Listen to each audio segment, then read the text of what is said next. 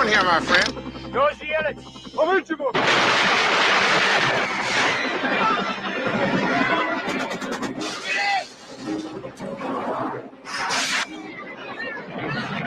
This is the emergency broadcast system. We are under attack by conventional forces of the Russian army. It is believed the lead waves were disguised as commercial charter flights. Communications have broken down with other parts of the country. Large areas of the Midwest may have been overrun.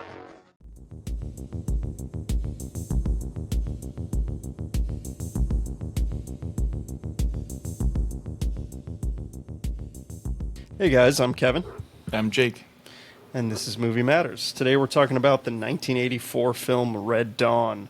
Another John Milius-directed film. The one we did recently that he did was Conan the Barbarian. What did you think of this movie, Jake? I liked it, though I was not prepared for how heavy this movie is. Yeah. Like, at all.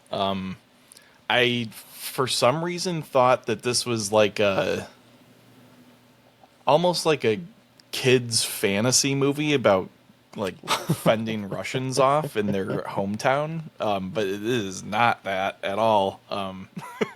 This movie gets pretty real a few times. Yeah. My eyes were glued to the screen the entire time. Like, I was like blown away by this movie.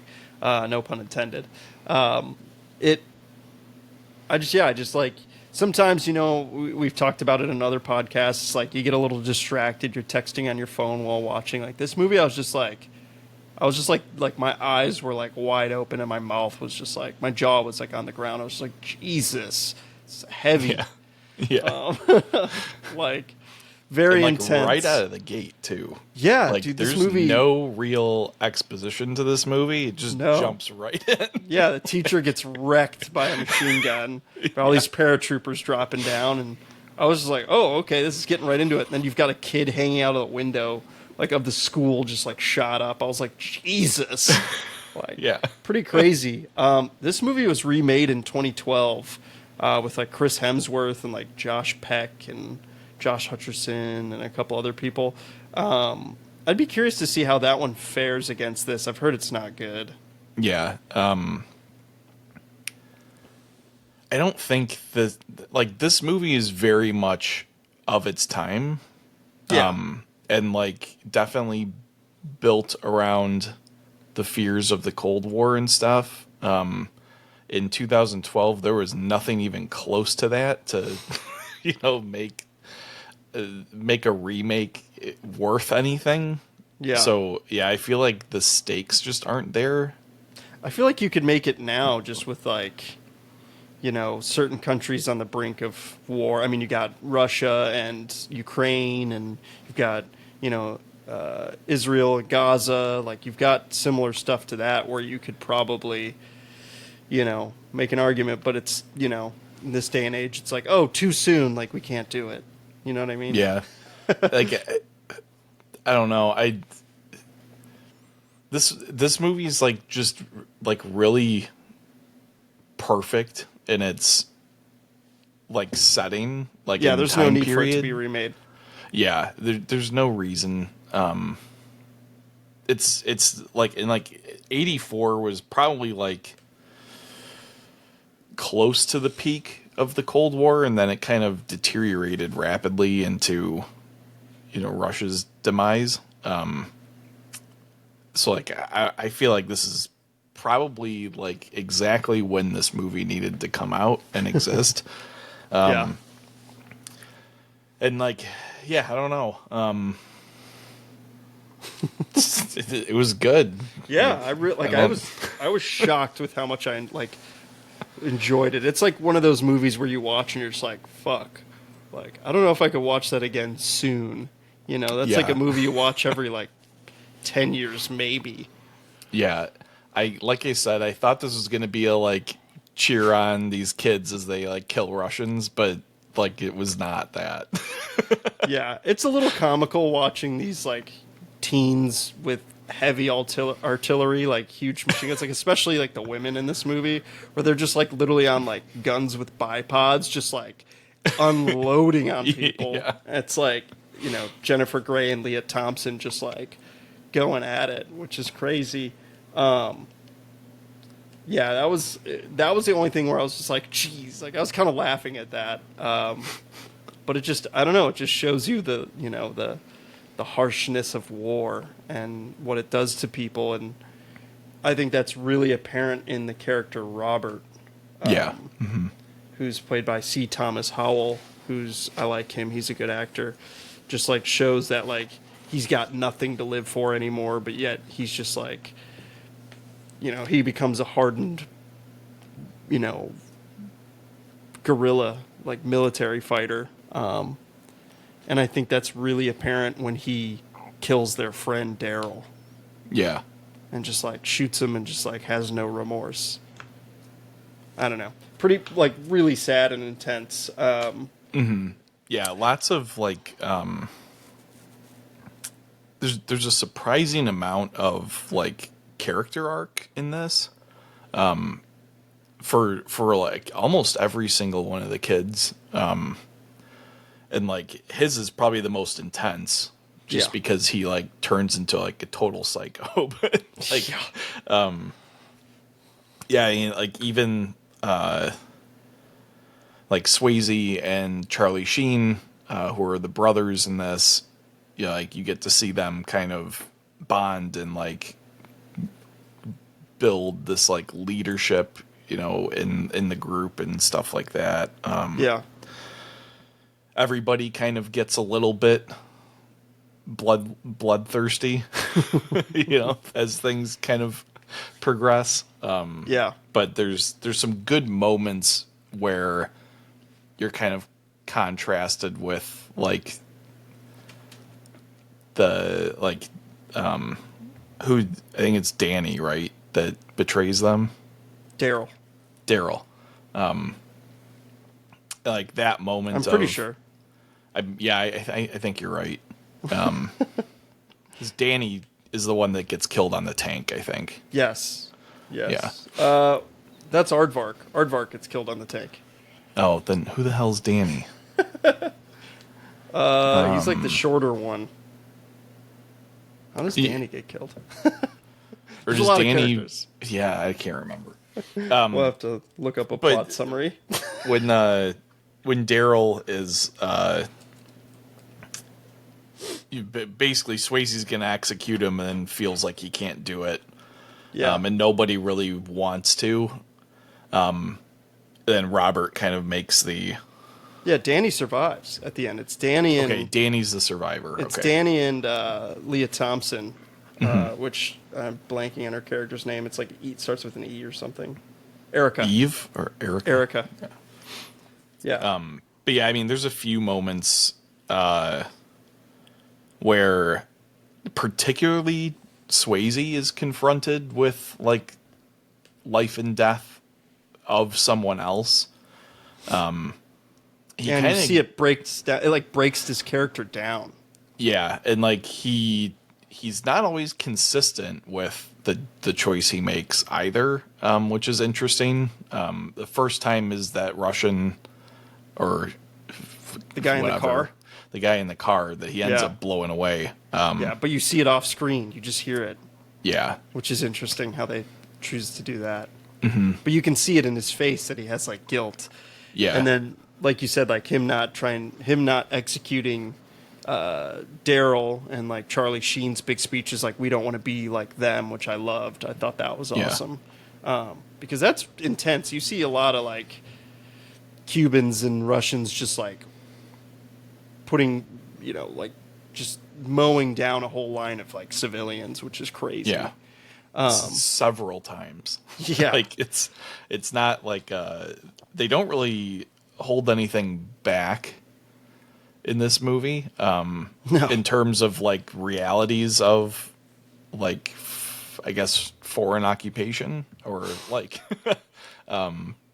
whatever you want to call it, like the realities of war and like prison camps and like things like that. It's about as real as you'd want a movie to get. I would say. I'm sure it could be more horrific, but no one would want to watch that. That's what I like about this movie is like they're all expendable, and it's like not all of them survive. I expected all the kids to survive, honestly, like watching this movie. And they were all expendable, which is crazy. And like that hooks me in. And there's a movie that just came out recently called Civil War. I don't know if you saw it, but that movie, it was so intense because I thought even though they were a main character, I thought they could die at any moment. And that is like good filmmaking. And I think this movie does a good job of that. Yeah, for sure. They do,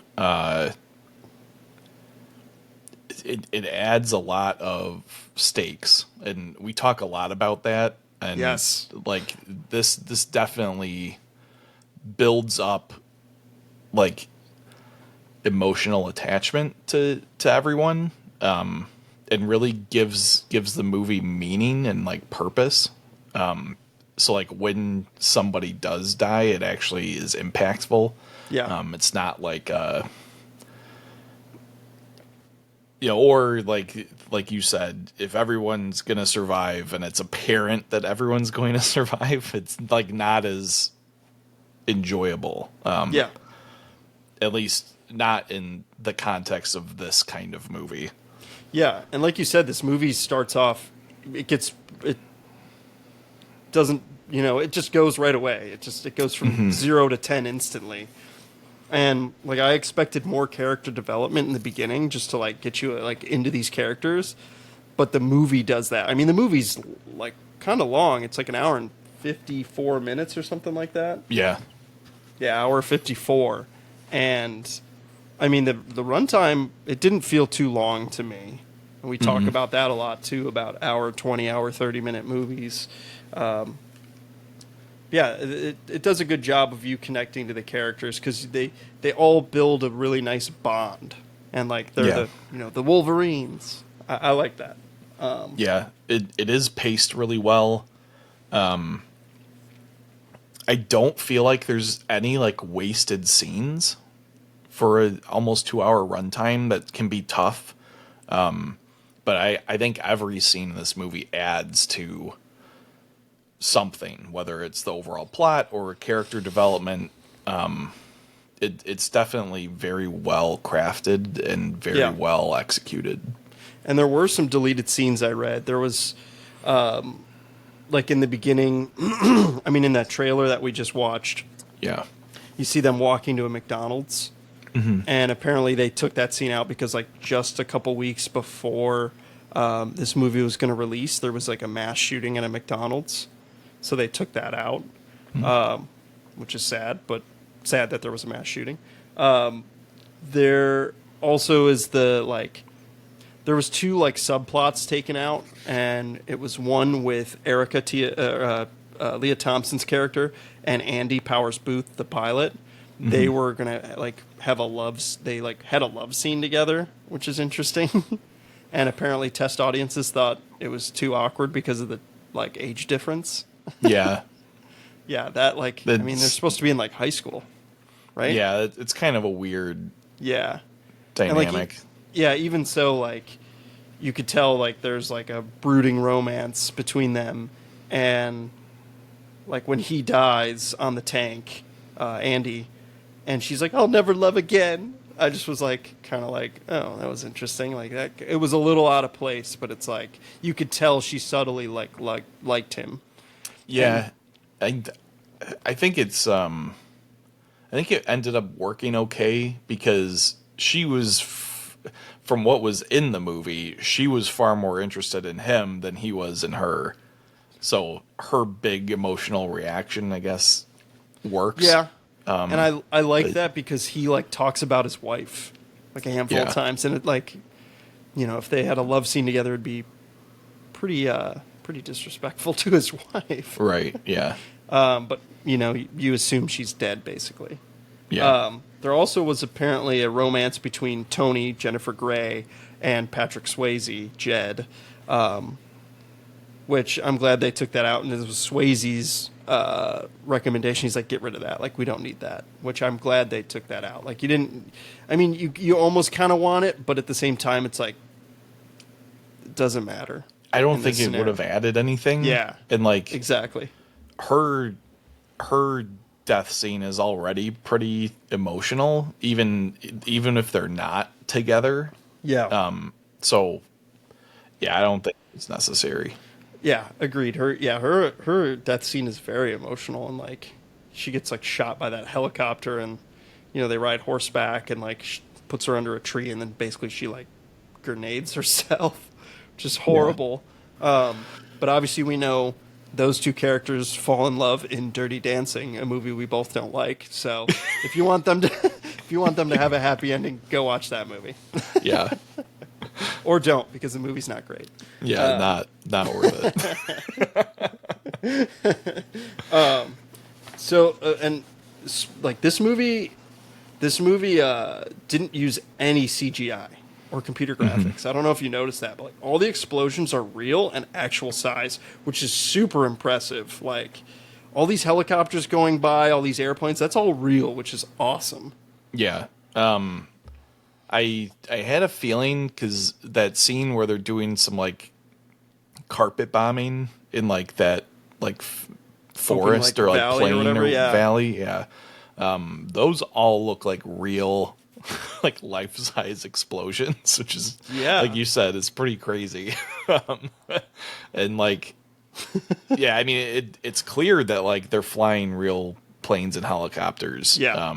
Like again, like practical effects are just way better. Yep. And I think this movie definitely benefits from that. Yeah, agreed. It's well done. I mean, I like it better than Conan, another John Milius movie. Apparently, this film made the Guinness Book of World Records for the most violent acts in any film at that time. According to their calculations, 135 acts of violence occur per hour, 2.23 per minute. Jeez. I mean, it's a pretty violent movie. I mean, this movie was the first PG-13 rated movie in the 80s. Which is cool. I mean, we've talked about it a couple times in like our Gremlins review, and I mean, it came out August 10th, 1984, and it was the first film to be PG-13. Interesting. Wow. Yeah. I always thought Temple of Doom was. It's the movie that started. It's PG. I'm pretty sure. Temple of Doom is PG. I'm pretty positive, and that's the movie because it was so dark. That's where Spielberg was like, you guys need a little bit of a buffer. I think so. Yeah. Temple of Doom. Let's see. But like, yeah, Gremlins and Temple of Doom sparked it. Yeah, Temple of Doom is PG. That movie's so dark. I can't wait to do that movie. Just fucking children's, like slave children getting whipped and shit. It's just so brutal. I love. That's honestly my like. A lot of people don't like that Indiana Jones. Honestly, that's my favorite one. It's my favorite too. Oh, nice. Yeah, I love that movie. Yeah, this movie, it's like really violent. Like I was surprised by the violence, and like especially like you said, like right when it starts, like the teacher getting shot, just like the like way he gets shot is very violent. Yeah, and like there's no gore in this. No. There's a little bit of blood. It's not excessive. And it's not too little that it's like not believable. Yeah. So it's really he struck a good balance with that. Yeah, I mean there's a lot in terms of violent acts. There's lots of RPGs blowing things up. There's like several times they do almost like terrorist style like detonations of buildings and stuff in the town. There's like the line of people just getting mowed down, like the civilians just like getting shot and thrown into a prison ditch. camp stuff. There's a lot of firefights, and well done firefights. Unlike Lone Wolf McQuade that we just talked about, where people are like 10 feet away and missing each other. Like these are actually pretty well shot. It's not cartoon gunfights. Yeah, it's pretty realistic.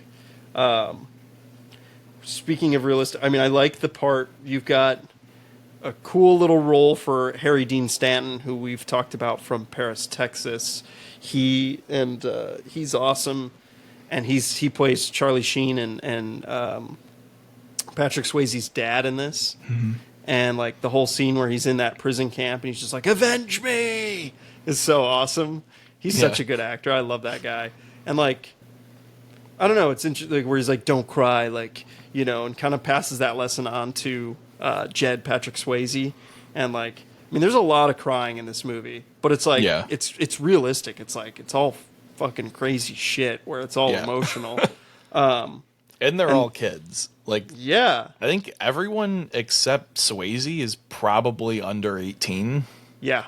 And like, we don't know really how old Swayze is, but yeah, like might be in his 20s, early 20s. But yeah, like these are all like kids, and they're just like left in the wilderness trying to figure out and I what was the hell thinking they're that gonna do. like they don't have like they just like are literally like, what are they living off of? Just like hunting, right? Yeah, That's it, which is crazy to think about it. Like these kids, I feel like nowadays, like I couldn't fucking live in the wilderness. Like I would die instantly. I mean, this. What's cool is this is I mean, we've done Major League with Charlie Sheen. This is Charlie Sheen's film debut. I didn't know that. I thought it probably was because he's super young in this movie. Yeah. He goes on a tear after, like, he's in some good movies. I mean, the next year he's in Ferris Bueller. He's got that little cameo. Then the year after that, he's in Platoon. And then, you know, fast forward to 89 with Major League. I mean, he just has an awesome 80s career. Yeah. And I thought his acting was really good for it being his first film. Yeah. Yeah. It's pretty easy to see why he became like an 80s and 90s like superstar. Yeah. And then just snorted a bunch of cocaine. And talked about tiger blood. Crazy. I gotta watch that interview again. Apparently, real Green Berets helped the kids with training. Like, they were trained by Green Berets, which is insane. They did an 8-week military training course before film started. And they trained with real weapons, so they wouldn't make mistakes using the prop ones. Like Leah Thompson, who plays Erica, she's like, we went to the firing range and there was every kind of gun you can imagine. Like, jeez. I don't know. Just intense. Yeah, I mean, there wasn't too much trivia I liked on this movie. I mean, what do you think about like the ending? Like with them kind of infiltrating that like headquarters and like the Cuban guy being like, he like lets them go, which I like because you can kind of see him starting to crack under the pressures of war. I liked that. I did like his character arc is pretty cool. Yeah. It's like he shows up and he's kind of like the badass bad guy. And like I like his kind of it all comes through in dialogue, but like his kind of like life narrative of like he was, I think, basically like an insurgent in like Costa Rica or something like that. So he says, at one point something along the lines of like, I remember when I was an insurgent and now I'm on the other side of it, and like, understands, how effective these kids can be, I guess. And like the whole kind of conflict just like breaks him down, and he's like, this isn't, I don't get the enjoyment that I did like as a revolutionary. Yeah. And he says something along the lines of like, the revolution's over. Like this is something else, or something like that. But yeah, very, very cool arc. I think him letting Swayze and Charlie Sheen go is like a pretty cool way to wrap up his story. Yeah. Even though they die anyway. Yeah. Even though they die, but yeah. Yeah, that end raid is awesome. It is.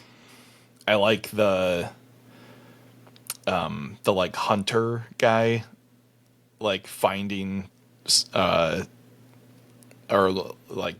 finding them on the train, and like the final showdown with Swayze, where Swayze just like You lose. Red Dead Revolvers the guy, Yeah. his Colt or whatever. It's awesome. It's like he kind of like blew it. I was like, oh, he dude, did like blow it, like you know big what I mean? time. Yeah, Because he gets shot too. yeah. That was the only disappointing thing. Yeah, but that is something that a kid might do. You know, thinking they're a True. slick badass, and Yeah, you know, true. I but like. yeah. All right, go ahead. I liked how like in most movies when you have like someone of like that's like most American movies, you have like a foreign bad guy or something like that, and they usually know English and like they speak English the entire movie, and that sometimes takes me out of it. I love in this movie that like the Russians speak Russian, the Cubans speak Spanish. You know what I mean? Like, Yeah. and like they have the subtitles for that. Like, I love that. That's like so. It feels just real to me, and like pulls me in more. Versus like certain movies where you're like, well, this person wouldn't be speaking fucking English. Like, that's dumb. Right. You know what I mean? Yeah, like there is a lot of good attention to detail in this movie, and like you don't necessarily notice it, but I think that's a good thing. Yeah, Like definitely. nothing takes you out of the reality of the movie, which Yes. is I think why it kept both of us like glued.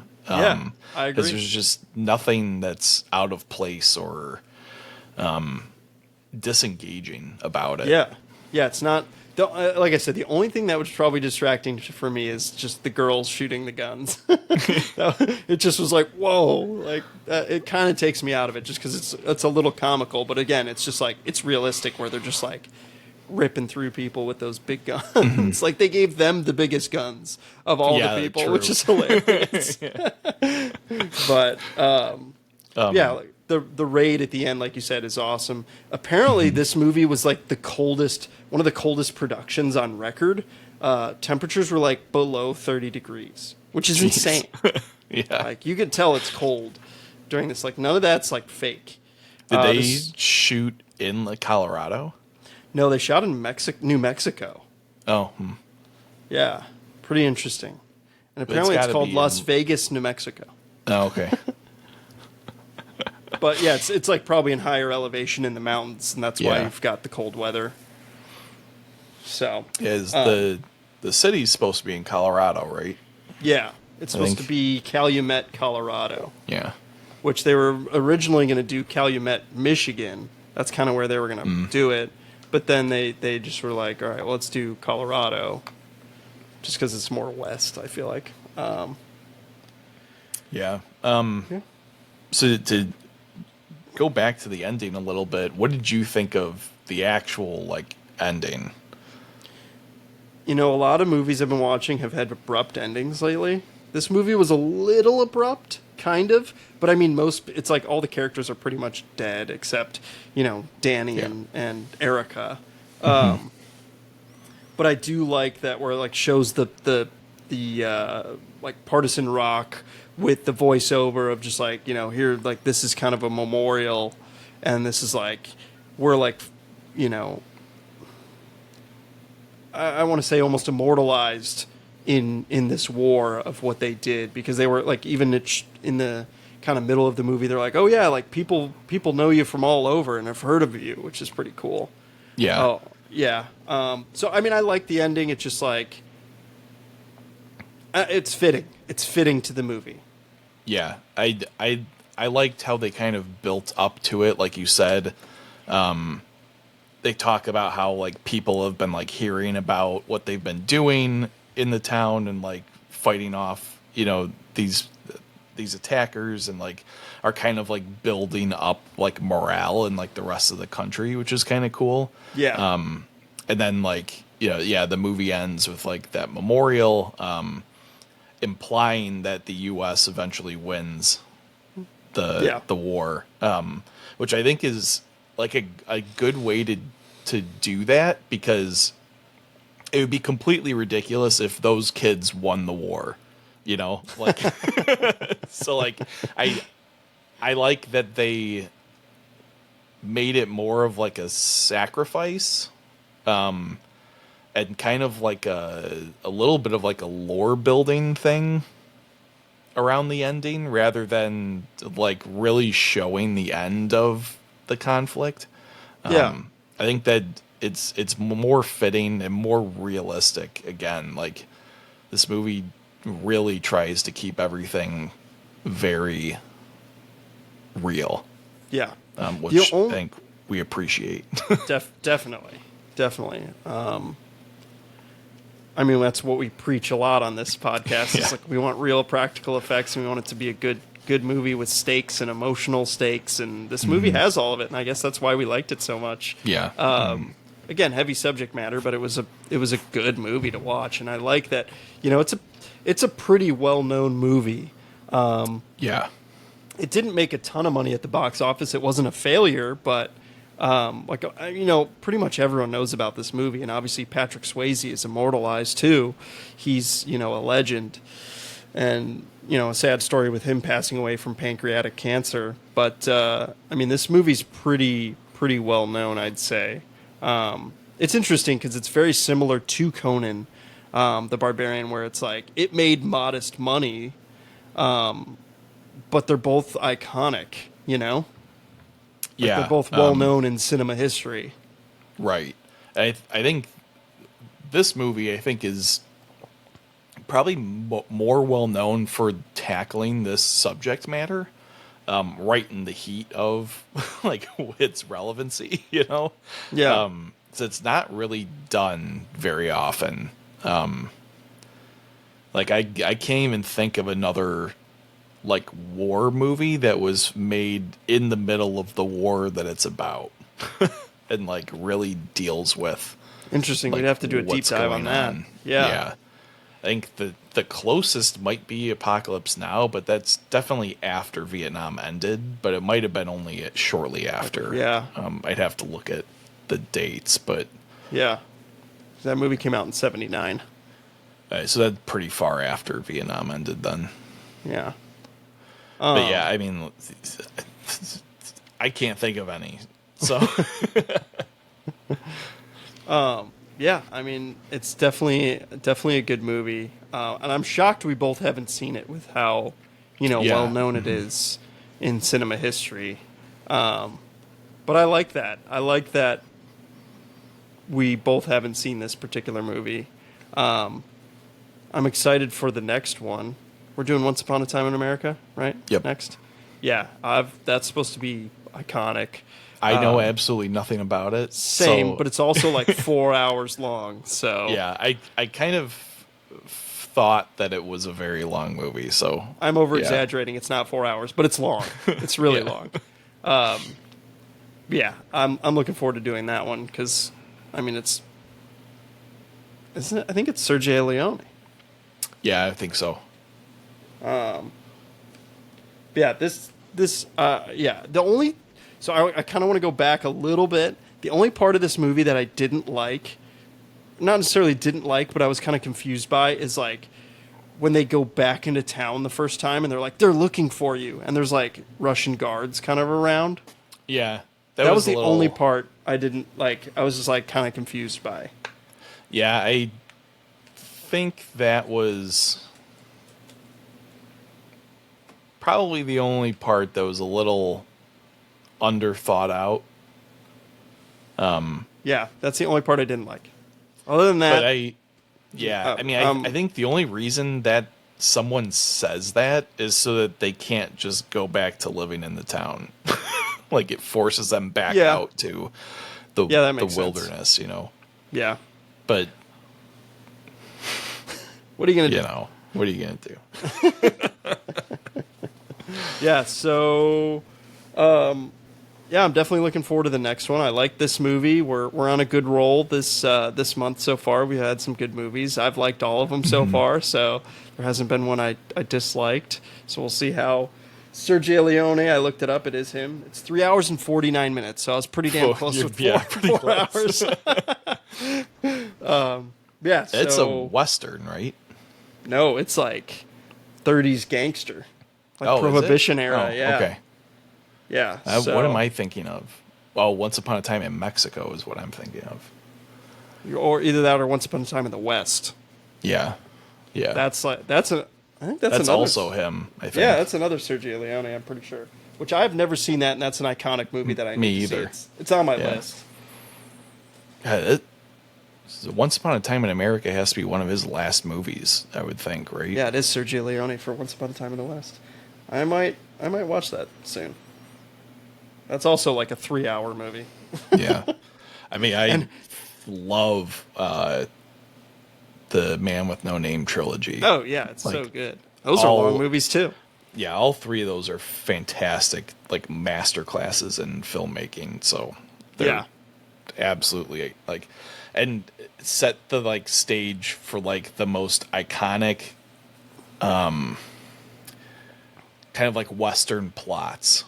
Oh, yeah. Like, they're all, like, Western staples now. Oh, and the soundtrack's iconic. I mean, we can go on and on about it for sure. Ennio Morricone is just so good. Yeah. Yeah, so I know we complain about long movies, but we'll see how much we complain, or at least I complain when they're about good, long movies. Yes. It's one thing. Yeah, so we'll see next week how that fares, and hope you guys enjoyed this one. Yep. See you next week.